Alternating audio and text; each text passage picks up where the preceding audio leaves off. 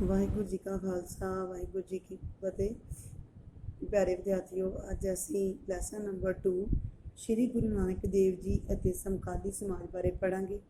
ਇਸ ਚੈਪਟਰ ਵਿੱਚ ਬੇਟਾ ਗੁਰੂ ਨਾਨਕ ਦੇਵ ਜੀ ਦੇ ਜੀਵਨ, ਗੁਰੂ ਜੀ ਦੀਆਂ ਦੁਆਰਾ ਕੀਤੀਆਂ ਗਈਆਂ ਉਦਾਸੀਆਂ ਤੇ ਉਸ ਸਮੇਂ ਦੀ ਸਮਾਜਿਕ ਹਾਲਤ ਕਿਸ ਤਰ੍ਹਾਂ ਦੀ ਸੀ, ਲੋਕ ਕਿਸ ਤਰ੍ਹਾਂ ਅੰਧ ਵਿਸ਼ਵਾਸਾਂ 'ਚ ਫਸੇ ਹੋਏ ਸੀ, ਇਸ ਬਾਰੇ ਹੀ ਪੜ੍ਹਾਂਗੇ। ਤੇ ਫਿਰ ਲਾਸਟ ਵਿੱਚ ਅਸੀਂ ਗੁਰੂ ਨਾਨਕ ਦੇਵ ਜੀ ਦੀਆਂ ਸਿੱਖਿਆਵਾਂ ਬਾਰੇ ਅਖੀਰ ਵਿੱਚ ਇਹਦੇ ਬਾਰੇ ਪੜ੍ਹਾਂਗੇ। ਇਸ ਚੈਪਟਰ ਵਿੱਚ ਬੜਾ ਵੇਖੋ ਕਿ 15ਵੀਂ ਸਦੀ ਦੇ ਅੱਧ ਤੋਂ ਲੈ ਕੇ 16ਵੀਂ ਸਦੀ ਦੇ ਸ਼ੁਰੂ ਵਿੱਚ ਪੰਜਾਬ ਵਿੱਚ ਜਿਹੜੇ ਸੀ ਉਹ ਲੋਧੀ ਸੁਲਤਾਨਾਂ ਦਾ ਰਾਜ ਸੀ। ਉਹਨਾਂ ਦੀਆਂ ਨੀਤੀਆਂ ਇਹੋ ਜਿਹੀਆਂ ਸੀ ਕਿ ਪੰਜਾਬ ਵਿੱਚ ਅਸ਼ਾਂਤੀ ਫੈਲੀ ਹੋਈ ਸੀ, ਸਮਾਜਿਕ ਹਾਲਤ ਚੰਗੀ ਨਹੀਂ ਸੀ, ਸਮਾਜ ਦੋ ਭਾਗਾਂ ਵਿੱਚ ਹਿੰਦੂ ਮੁਸਲਮਾਨਾਂ ਦੇ ਵਿੱਚ ਵੰਡਿਆ ਹੋਇਆ ਸੀ, ਔਰਤਾਂ ਦੀ ਜਿਹੜੀ ਕੰਡੀਸ਼ਨ ਸੀ ਉਹ ਵੀ ਬਹੁਤ ਮਾੜੀ ਸੀ, ਤਰਸਯੋਗ ਸੀ। ਸਮਾਜ ਦੇ ਵਿੱਚ ਬਹੁਤ ਸਾਰੀਆਂ ਕੁਰੀਤੀਆਂ ਜਿਵੇਂ ਜਾਤ ਪ੍ਰਥਾ ਜਾਂ ਲੋਕ ਵਹਿਮਾਂ ਭਰਮਾਂ ਦੇ ਵਿੱਚ ਫਸੇ ਹੋਏ ਸੀ। ਠੀਕ ਹੈ, ਗੁਰੂ ਨਾਨਕ ਦੇਵ ਜੀ ਨੇ ਲੋਕਾਂ ਨੂੰ ਧਰਮ ਅਤੇ ਸਮਾਜ ਨੂੰ ਨਵਾਂ ਰਾਹ ਵਿਖਾਇਆ। ਇਸ ਚੈਪਟਰ ਬਾਰੇ ਅਸੀਂ ਨੈਕਸਟ ਪੜ੍ਹਾਂਗੇ ਗੁਰੂ ਨਾਨਕ ਦੇਵ ਜੀ ਦਾ ਜੀਵਨ। ਗੁਰੂ ਨਾਨਕ ਦੇਵ ਜੀ ਦਾ ਜਨਮ ਬੇਟਾ ਰਾਏਪੁਰ ਦੀ ਤਲਵੰਡੀ ਵਿੱਚ ਹੋਇਆ, ਜੋ ਕਿ ਅੱਜ ਪਾਕਿਸਤਾਨ ਵਿੱਚ ਹੈ, ਜਿਸ ਨੂੰ ਨਨਕਾਣਾ ਸਾਹਿਬ ਕਿਹਾ ਜਾਂਦਾ ਹੈ। ਗੁਰੂ ਜੀ ਦਾ ਜਨਮ 15 ਅਪ੍ਰੈਲ 1469 ਨੂੰ ਹੋਇਆ ਸੀ, ਪਰ ਬੇਟਾ ਮਨਾਇਆ ਕੱਤਕ ਦੀ ਪੂਰਨਮਾਸ਼ੀ ਨੂੰ ਜਾਂਦਾ ਹੈ। ਮਾਤਾ ਦਾ ਨਾਮ ਸੀ ਤ੍ਰਿਪਤਾ ਜੀ, ਜੋ ਧਾਰਮਿਕ ਵਿਚਾਰਾਂ ਵਾਲੇ ਸਨ। ਪਿਤਾ ਜੀ ਮਹਿਤਾ ਕਾਲੂ ਜੀ ਸੀ, ਜੋ ਪਟਵਾਰੀ ਵਜੋਂ ਕੰਮ ਕਰਦੇ। ਇਹਨਾਂ ਦਾ ਵਿਆਹ ਬੇਟਾ 14 ਸਾਲ ਦੀ ਉਮਰ ਵਿੱਚ ਬਟਾਲੇ ਦੇ ਵਾਸੀ ਮੂਲ ਚੰਦ ਦੀ ਪੁੱਤਰੀ ਬੀਬੀ ਸੁਲੱਖਣੀ ਜੀ ਨਾਲ ਹੋਇਆ।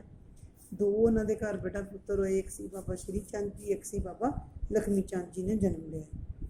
ਠੀਕ ਹੈ, ਇਸ ਤੋਂ ਬਾਅਦ ਜਨੇਊ ਦੀ ਰਸਮ ਬਾਰੇ ਕੁਝ ਬਚਪਨ ਦੀਆਂ ਘਟਨਾਵਾਂ ਬਾਰੇ ਪੜ੍ਹਾਂਗੇ, ਜਿਹਦੇ ਵਿੱਚ ਸਭ ਤੋਂ ਪਹਿਲੇ ਨੰਬਰ 'ਤੇ ਆਉਂਦੀ ਜਨੇਊ ਦੀ ਰਸਮ।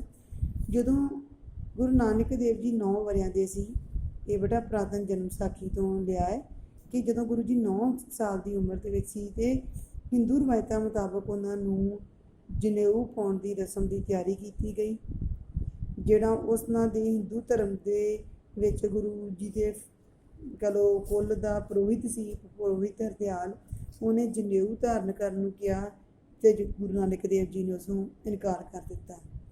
ਭਾਵ ਕਿ 9 ਸਾਲ ਦੀ ਉਮਰ ਵਿੱਚ ਹੀ ਗੁਰੂ ਜੀ ਨੇ ਸਮਾਜਿਕ ਧਾਰਮਿਕ ਰਵਾਇਤਾਂ ਨੂੰ ਚੁਣੌਤੀ ਜਿਹੜੀ ਉਹ ਦਿੱਤੀ।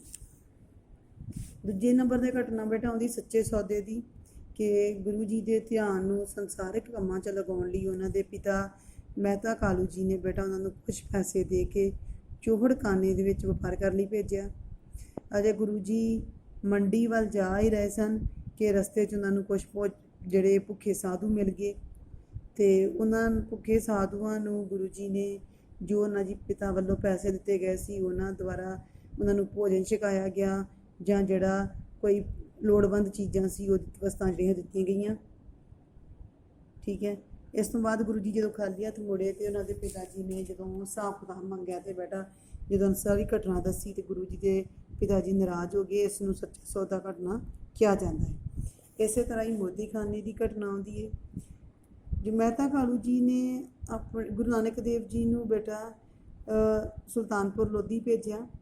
ਸੁਲਤਾਨਪੁਰ ਲੋਧੀ ਵਿੱਚ ਗੁਰੂ ਨਾਨਕ ਦੇਵ ਜੀ ਦੀ ਭੈਣ ਬੀਬੇ ਨਾਨਕੀ ਜੀ ਵਿਆਹੇ ਹੋਏ ਸੀ, ਉਹਨਾਂ ਦਾ ਨਾਮ ਸੀ ਜੈ ਰਾਮ ਜੀ, ਜੋ ਕਿ ਸੂਬੇਦਾਰ ਦੌਲਤ ਖਾਂ ਲੋਧੀ ਦੇ ਵਿੱਚ ਦੇ ਦਰਬਾਰ 'ਚ ਕੰਮ ਕਰਦੇ।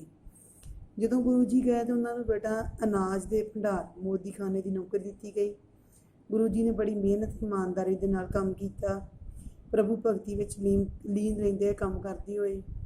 ਫਿਰ ਕੀ ਹੋਇਆ ਬੇਟਾ, ਗੁਰੂ ਜੀ ਆਪਣੀ ਤਨਖਾਹ ਦਾ ਹਿੱਸੇ 'ਚ ਜਿਹੜਾ ਉਸ ਸਮੇਂ ਤਨਖਾਹ ਜਿਹੜੀ ਸੀ ਉਹ ਅਨਾਜ ਦੇ ਰੂਪ 'ਚ ਉਹਨਾਂ ਨੂੰ ਦਿੱਤੀ ਜਾਂਦੀ, ਅਤੇ ਗੁਰੂ ਜੀ ਨੇ ਉਹ ਅਨਾਜ ਜਿਹੜਾ ਸੀ ਭੁੱਖੇ ਸਾਧੂਆਂ ਜਿਹੜਾ ਅਨਾਜ ਜਿਹੜਾ ਇਹ ਗਰੀਬ ਲੋਕਾਂ ਨੂੰ ਮੁਫਤ ਵੰਡਣਾ ਸ਼ੁਰੂ ਕਰ ਦਿੱਤਾ ਸੀ। ਸੂਬੇਦਾਰ ਨੂੰ ਬੇਟਾ ਲੋਕਾਂ ਵੱਲੋਂ ਸ਼ਿਕਾਇਤ ਕੀਤੀ ਗਈ। ਜਦੋਂ ਉਹਨਾਂ ਨੇ ਜਾਂਚ ਕੀਤੀ ਅਤੇ ਅਨਾਜ ਜਿਹੜਾ ਸੀ ਉਹ ਵੱਧ ਮਾਤਰਾ ਵਿੱਚ ਪਾਇਆ ਗਿਆ, ਅਤੇ ਇਸ ਘਟਨਾ ਤੋਂ ਬਾਅਦ ਗੁਰੂ ਜੀ ਦੀ ਮਹਿਮਾ ਜਿਹੜੀ ਆ, ਵਡਿਆਈ ਜਿਹੜੀ ਸੀ ਉਹ ਦੂਰ ਦੂਰ ਤੱਕ ਫੈਲ ਗਈ ਸੀ। ਇਸ ਤੋਂ ਬਾਅਦ ਬੇਟਾ ਗੁਰੂ ਜੀ ਨੂੰ ਗਿਆਨ ਦੀ ਪ੍ਰਾਪਤੀ ਹੋਈ ਆ 1499 ਦੇ ਵਿੱਚ। ਸੁਲਤਾਨਪੁਰ ਲੋਧੀ ਜਦੋਂ ਰਹਿੰਦੇ ਹੁੰਦੇ ਸੀ ਗੁਰੂ ਜੀ, ਤੇ ਹਰ ਰੋਜ਼ ਵੇਈ ਨਦੀ ਵਿੱਚ ਇਸ਼ਨਾਨ ਕਰਨ ਜਾਂਦੇ। ਇੱਕ ਦਿਨ ਕੀ ਹੋਇਆ ਕਿ ਗੁਰੂ ਜੀ ਵੇਈ ਨਦੀ ਦੇ ਵਿੱਚ ਇਸ਼ਨਾਨ ਕਰਨ ਗਏ ਅਤੇ ਬੇਟਾ ਆਲੇ ਦੁਆਲੇ ਦੇ ਜਿਹੜਾ ਕੁਦਰਤੀ ਦ੍ਰਿਸ਼ ਉਹਨਾਂ ਨੇ ਉਹਦੇ ਗੁਰੂ ਜੀ ਦੇ ਮਨ 'ਤੇ ਇਹੋ ਜਿਹਾ ਪ੍ਰਭਾਵ ਪਾਇਆ ਕਿ ਗੁਰੂ ਜੀ ਬੇਟਾ 3 ਦਿਨ ਜਿਹੜੇ ਆ ਵੇਈ ਨਦੀ ਦੇ ਕੰਢੇ ਜੰਗਲਾਂ ਦੇ ਵਿੱਚ ਬੈਠੇ ਧਿਆਨ ਜਿਹੜਾ ਹੀ ਨਾਮ ਸਿਮਰਨ ਕਰਦੇ ਰਹੇ, ਅੰਤਰ ਧਿਆਨ ਰਹੇ, ਜਿੱਥੇ ਉਹਨਾਂ ਨੂੰ ਗਿਆਨ ਪ੍ਰਾਪਤੀ ਹੋਈ ਹੈ। ਅਤੇ ਉੱਥੇ ਅੱਜ ਕੱਲ੍ਹ ਗੁਰਦੁਆਰਾ ਤਪ ਸਥਾਨ ਜਿਹੜਾ ਉਹ ਬਣਾਇਆ ਗਿਆ ਹੈ। ਗਿਆਨ ਪ੍ਰਾਪਤੀ ਤੋਂ ਬਾਅਦ ਬੇਟਾ ਗੁਰੂ ਜੀ ਜਦੋਂ ਘਰ ਆਏ ਅਤੇ ਪਹਿਲਾਂ ਚੁੱਪ ਸੀ, ਜਦੋਂ ਉਹਨਾਂ ਨੇ ਚੁੱਪ ਤੋੜੀ ਅਤੇ ਇੱਕ ਹੀ ਨਾਅਰਾ ਲਾਇਆ ਸੀ, ਨਾ ਕੋਈ ਹਿੰਦੂ ਨਾ ਕੋਈ ਮੁਸਲਮਾਨ। ਜਦੋਂ ਬਾਹਮਣਾਂ ਕਾਜ਼ੀਆਂ ਨੇ ਇਹਦਾ ਮੀਨਿੰਗ ਪੁੱਛਿਆ ਅਤੇ ਗੁਰੂ ਜੀ ਨੇ ਕਿਹਾ ਕਿ ਹਿੰਦੂ ਮੁਸਲਮਾਨ ਵਿੱਚ ਕੋਈ ਅੰਤਰ ਨਹੀਂ ਹੈਗਾ, ਸਾਰੇ ਇੱਕ ਹੀ ਪਰਮਾਤਮਾ ਦੀ ਸੰਤਾਨ ਹੈ। ਜਿੱਤੇ ਉਹਨਾਂ ਨੇ ਕਿਹਾ ਕਿ ਹਿੰਦੂ ਮੁਸਲਮਾਨ ਦੋਵੇਂ ਹੀ ਅਸਲ ਆਪਣੇ ਧਰਮ ਤੋਂ ਭਟਕ ਚੁੱਕੇ ਆ, ਠੀਕ ਹੈ। ਅਤੇ ਉਹਨਾਂ ਨੇ ਕਿਹਾ ਇਸ ਤੋਂ ਬਾਅਦ ਬੇਟਾ ਗੁਰੂ ਜੀ ਨੇ ਮੋਦੀਖਾਨੇ ਦੀ ਨੌਕਰੀ ਛੱਡਤੀ ਅਤੇ ਲੋਕਾਂ ਦੇ ਜੀਵਨ ਨੂੰ ਸੁਧਾਰਨ ਦੇ ਲਈ ਜਾਂ ਲੋਕਾਂ ਵਿੱਚ ਗਿਆਨ ਵੰਡਣ ਦੇ ਲਈ ਗੁਰੂ ਜੀ ਨੇ 4 ਯਾਤਰਾਵਾਂ ਕੀਤੀਆਂ, ਜਿਨ੍ਹਾਂ ਨੂੰ ਉਦਾਸੀਆਂ ਜਿਹੜੀਆਂ ਉਹ ਕਿਹਾ ਜਾਂਦਾ ਹੈ। ਅਤੇ ਉਦਾਸੀਆਂ ਦੇ ਵਿੱਚ ਬੇਟਾ ਗੁਰੂ ਜੀ ਨੇ 4 ਯਾਤਰਾਵਾਂ ਕੀਤੀਆਂ, ਜਿਹਦੇ ਵਿੱਚ ਉਹਨਾਂ ਨੇ ਈਸ਼ਵਰ ਦੀ ਭਗਤੀ ਕਰਨ ਦੇ ਸਿਧਾਂਤ ਦਾ ਪ੍ਰਚਾਰ ਕੀਤਾ। ਇਹ 1499 ਤੋਂ 1521 ਤੱਕ ਜਿਹੜੀਆਂ ਕੀਤੀਆਂ ਗਈਆਂ, ਵੱਖ-ਵੱਖ ਜਗ੍ਹਾ ਦੇਸ਼ ਵਿਦੇਸ਼ਾਂ ਦੇ ਵਿੱਚ ਕੀਤੀਆਂ ਗਈਆਂ, ਜਿਨ੍ਹਾਂ ਨੂੰ ਉਦਾਸੀਆਂ ਜਿਹੜੀਆਂ ਕਿਹਾ ਜਾਂਦਾ ਹੈ। ਪਹਿਲੀ ਉਦਾਸੀ ਆਉਂਦੀ ਬੇਟਾ 1499 ਤੋਂ 1510 ਤੱਕ।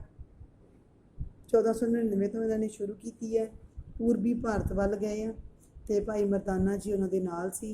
ਇਹਦੇ ਵਿੱਚ ਲਾਹੌਰ, ਸੈਯਦਪੁਰ, ਸਿਆਲਕੋਟ, ਤੁਲੰਬਾ, ਕੁਰੂਕਸ਼ੇਤਰ, ਗੋਰਖਮਤੇ, ਕਟਕ, ਕਾਮਰੂਪ, ਢਾਕਾ, ਜਗਨਨਾਥਪੁਰੀ ਤੋਂ ਹੁੰਦੇ ਹੋਏ ਮੱਧ ਭਾਰਤ ਦੇ ਰਸਤੇ ਸੈਂਟਰ ਵਿੱਚੋਂ ਚੰਦੇਰੀ, ਭੋਪਾਲ, ਗਵਾਲੀਅਰ, ਆਗਰਾ, ਮਥੁਰਾ ਹੁੰਦੇ ਹੋਏ 1510 ਵਿੱਚ ਗੁਰੂ ਜੀ ਵਾਪਸ ਆਪਣੇ ਪਿੰਡ ਤਲਵੰਡੀ ਪਹੁੰਚੇ। ਅਤੇ ਭਾਈ ਮਰਦਾਨਾ ਜੀ ਨੂੰ ਉਹਨਾਂ ਨੇ ਘਰ ਜਾਣ ਦੀ ਇਜਾਜ਼ਤ ਦੇ ਦਿੱਤੀ, ਉਹਨਾਂ ਨੂੰ ਭੇਜ ਦਿੱਤਾ ਅਤੇ ਆਪ ਤਲਵੰਡੀ ਤੋਂ ਕੁਛ ਦੂਰ ਇਕੱਲੇ ਇਕਾਂਤ ਵਿੱਚ ਰਹਿਣ ਲੱਗ ਪਏ ਅਤੇ ਭਗਤੀ ਕਰਨ ਲੱਗ ਪਏ। ਘਟਨਾਵਾਂ ਕਿਹੜੀਆਂ ਸੀ? ਸਭ ਤੋਂ ਪਹਿਲੇ ਨੰਬਰ 'ਤੇ ਬੇਟਾ ਸੈਯਦਪੁਰ ਐਮਨਾਬਾਦ ਦੀ ਹੈ। ਗੁਰੂ ਜੀ ਗਰੀਬ ਤਰਖਾਣ ਸੀ, ਭਾਈ ਲਾਲੋ ਜੀ ਉਹਦੇ ਘਰ ਠਹਿਰੇ। ਮਲਕ ਭਾਗੋ ਜਿਹੜਾ ਇੱਕ ਅਮੀਰ ਆਦਮੀ ਸੀ ਉੱਥੋਂ ਦਾ, ਉਹਨੇ ਬੇਟਾ ਗੁਰੂ ਜੀ ਨੂੰ ਬ੍ਰਹਮ ਭੋਜ ਲਈ ਸੱਦਾ ਭੇਜਿਆ ਹੈ, ਪਰ ਗੁਰੂ ਜੀ ਨਹੀਂ ਗਏ, ਕਿਉਂਕਿ ਮਲਕ ਭਾਗੋ ਜਿਹੜਾ ਸੀ ਉਹ ਗਰੀਬਾਂ 'ਤੇ ਜ਼ੁਲਮ ਕਰਕੇ ਉਹਨਾਂ ਦੀ ਦੌਲਤ ਜਿਹੜੀ ਕਮਾਈ ਹੋਈ, ਜਦ ਕਿ ਭਾਈ ਲਾਲੋ ਜੀ ਜਿਹੜੀ ਉਹਨਾਂ ਨੇ ਆਪਣੀ ਕਮਾਈ ਦੇ ਨਾਲ ਮਿਹਨਤ ਦੇ ਨਾਲ ਉਹਨੇ ਆਪਣੀ ਕਮਾਈ ਜਿਹੜੀ ਉਹ ਕੀਤੀ ਹੋਈ, ਠੀਕ ਹੈ। ਮਿਹਨਤ ਦੀ ਕਮਾਈ ਜਿਹੜੀ ਉਹਨਾਂ ਦੀ ਮਿਹਨਤ ਅਤੇ ਇਮਾਨਦਾਰੀ ਦੀ, ਇਸ ਕਰਕੇ ਗੁਰੂ ਜੀ ਨੇ ਸੰਦੇਸ਼ ਦਿੱਤਾ ਕਿ ਸਾਨੂੰ ਹੱਕ ਅਤੇ ਮਿਹਨਤ ਦੀ ਜਿਹੜੀ ਆ ਉਹ ਕਰਨੀ ਚਾਹੀਦੀ ਹੈ। ਇਸੇ ਤਰ੍ਹਾਂ ਹੀ ਬੇਟਾ ਅਗਲੀ ਘਟਨਾ ਆਉਂਦੀ ਹਰਿਦੁਆਰ ਦੀ।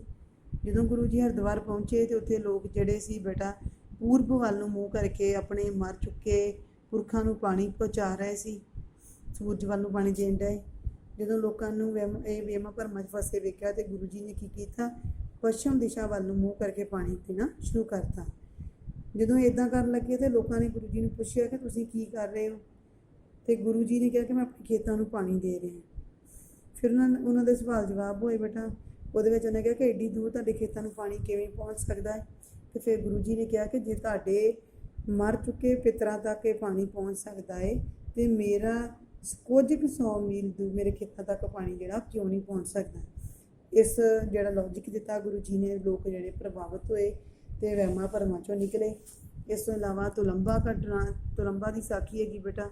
ਸੱਜਣ ਠੱਗ ਨਾਂ ਦਾ ਇੱਕ ਵਿਅਕਤੀ ਸੀ, ਜੋ ਕਿ ਉਹਨੇ ਆਪਣੀ ਸਰਾਂ ਬਣਾਈ ਸੀ ਅਤੇ ਲੋਕਾਂ ਨੂੰ, ਯਾਤਰੀ ਜਿਹੜੇ ਆਉਂਦੇ ਸੀ ਉਹਨਾਂ ਨੂੰ ਪਹਿਲਾਂ ਤਾਂ ਖਾਣ ਪੀਣ ਨੂੰ ਬਹੁਤ ਵਧੀਆ ਦਿੰਦਾ ਸੀ, ਜਦੋਂ ਉਹ ਸੌਂ ਜਾਂਦਾ ਸੀ ਅਤੇ ਉਹਦਾ ਸਮਾਨ ਲੁੱਟ ਲੈਂਦਾ ਹੈ। ਫਿਰ ਇੱਦਾਂ ਹੀ ਗੁਰੂ ਜੀ ਉੱਥੇ ਪਹੁੰਚੇ।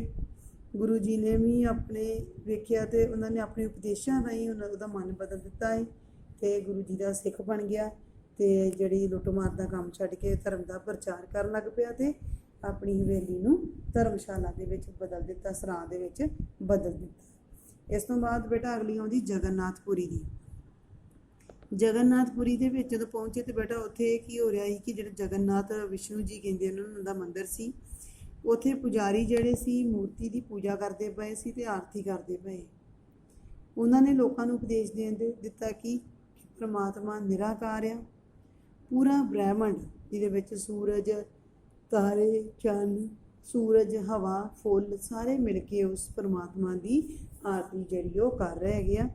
ਅਤੇ ਇੱਥੇ ਇਹਨਾਂ ਨੇ ਸੰਦੇਸ਼ ਦਿੱਤਾ ਹੈ ठीक है बेटा, ये सी गुरु नानक देव जी की पहली उदासी। इन्ना ही अब चैप्टर करांगे बेटा। इन्हें चैप्टर ਨੂੰ ਤੁਸੀਂ ਜਿਹੜੀ ਉਹ ਰੀਡਿੰਗ ਕਰਨੀ ਤੇ ਨੈਕਸਟ ਆਪਾਂ ਸੈਕਿੰਡ ਉਦਾਸੀ ਜਿਹੜੀ ਉਹ ਫੇਰ ਕਰਾਂਗੇ। ਵਾਹਿਗੁਰੂ ਜੀ ਕਾ ਖਾਲਸਾ, ਵਾਹਿਗੁਰੂ ਜੀ ਕੀ ਫਤਿਹ।